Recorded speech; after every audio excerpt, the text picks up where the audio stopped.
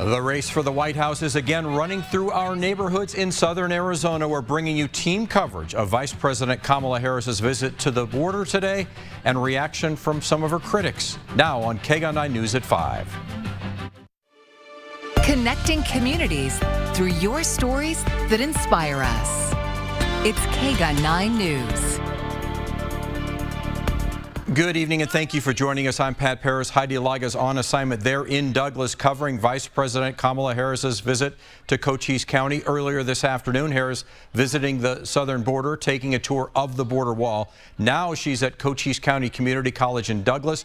We're going to take a live look. That is Attorney General Chris Mays of Arizona about to introduce the Vice President on her first visit to Arizona's border as Vice President. Her last visit to the border for Kamala Harris was actually El Paso, Texas back in 2021.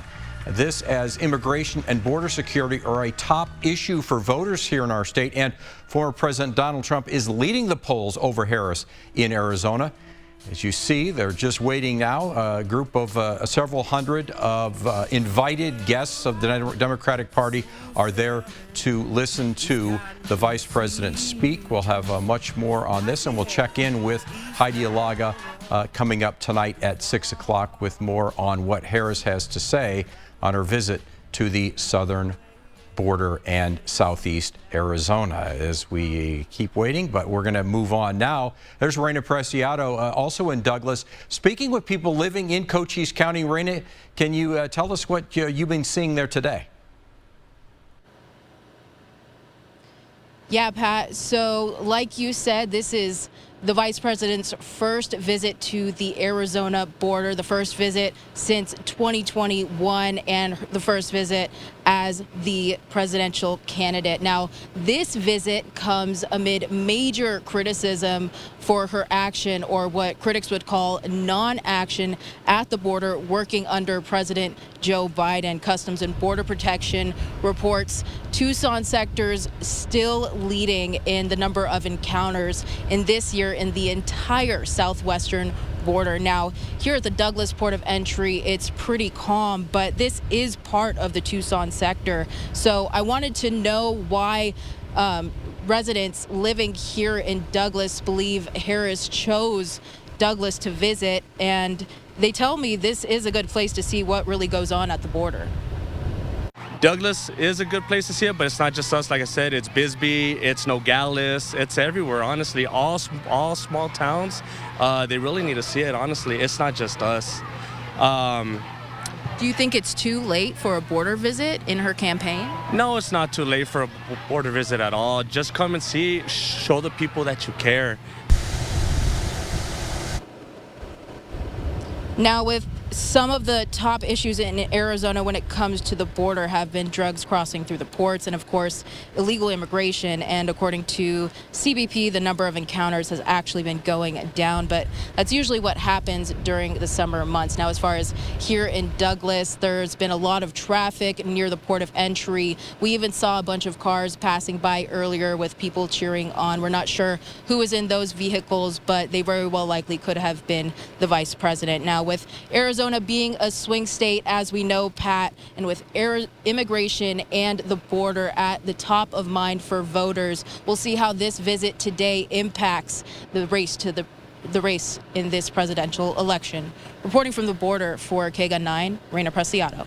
All right, Raina, thank you very much for that live report. Now, Kamala Harris's visit began today at Tucson International with more than one aircraft, as KGUN 9's Craig Smith reports. Because she's a sitting vice president, there was a fleet of aircraft involved. With Arizona very much in play in this campaign, we've had a lot of candidate visits. Not long ago, it was a VIP aircraft bringing in Donald Trump, and now Kamala Harris. Air Force Two arrived shortly after 1 p.m. It's a military version of the Boeing 757, officially called a C-32. They are set aside for the Vice President, the First Lady, and senior officials like cabinet officers. It includes special secure communications equipment the Vice President might need. About 2 weeks ago, Donald Trump used his own 757 for a Tucson campaign visit. Vice President Harris has more than Air Force Two for her Arizona visit. As a sitting Vice President also headed to tour Douglas, she had a larger logistics footprint. We saw 2 Marine Corps helicopters and 3 Osprey tilt rotors. There were 2 C-17 cargo planes of the sort sometimes used to transport armored limousines. Campaigns are supposed to reimburse the government when they use military aircraft for campaigning. At Tucson International Airport, Craig Smith, KGUN 9. And members of the Cochise County Democrats are part of the select few allowed inside Vice President Kamala Harris's event there in Douglas. Chair of the Cochise County Dems, Elizabeth Tyndall, says the office has been busy fielding calls about Harris's visit, with many area residents trying to get as close as possible to the private event. Tyndall and a few Cochise County Dems volunteers were at the speech, focusing on border policy, something many have been asking for. We all know that the border is always a talking point, and it shouldn't be used as a political football. That is why it's super important that Vice President Harris is offering the chance for a real border policy. Now, the policy announcement comes after Harris not only visits the wall, but it was expected to visit the Raul Hector Castro port of entry earlier in the day. Now, the National Border Patrol Council represents 18,000 Border Patrol agents and support staff. The organization has been highly critical of the Biden-Harris administration's handling of the southern border, and they're criticizing the vice president's visit today to Douglas. Now, Art Del Cueto is the National Border Patrol Council vice president based right here in Tucson. Del Cueto tells me it's a slap in the face to Border Patrol agents that Harris never came to the Arizona border until just weeks before the election. It's a publicity stunt. It's a photo op. It's let's check that box and say I went there. And I think that's what the frustrating part is, because how come you've never come here? You know, I think it's a slap in the face, not just to the agents that are out there working. It's a slap in the face for every Arizonan. Del Cueto points to the Tucson sector leading the southwest border in migrant encounters and in gotaways, migrants who cross illegally but are never apprehended. Now, ahead on KGUN 9 News at 6, what Art Del Cueto hopes to hear from the vice president during her trip to Douglas. And we understand that she is close to taking the stage, and we'll try to bring you some of that as soon as she does. Now, over the past few months, both presidential candidates have been campaigning in southern Arizona, trying to gain the support of Latino voters who may be undecided. Historically, of course, many Latinos have tended to lean Democratic during a presidential election dating back to JFK. But in recent years, some have shifted their support to the right. During a luncheon this afternoon hosted by Latino Americans for Trump, Latino voters spoke to why they're casting their ballot for the former president in November. I'm young. I just want to have a family. I want to get married. I want to have children, but I can't do that in this economy. My family runs a small business, and we want small businesses to grow. And we don't want to go to socialist policies like is happening in Venezuela and as is being pushed by the Democratic Party right now. According to NALO Education Fund, Latino voters make up nearly a quarter of Arizona voters.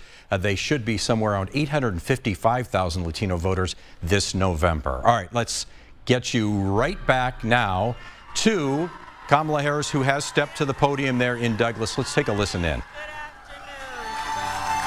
Can we please applaud Teresa and her extraordinary courage? Please, can we applaud? Extraordinary courage. Thank you, thank you, thank you.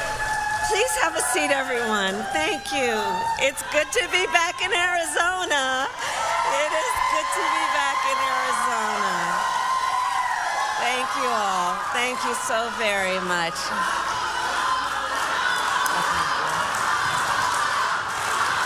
Thank you. Thank you.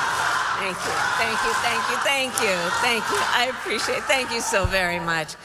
I just wanted for a moment to speak about Teresa. We had some time together backstage, and you know, I think that in moments of crisis, such as the fentanyl crisis,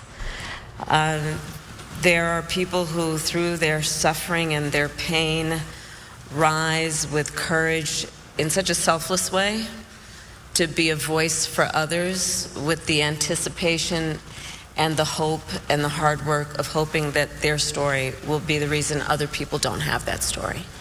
And you sharing your story about Jacob and your advocacy on why we have to stop this scourge is so incredibly important. And again, I applaud Teresa, and I know we all do.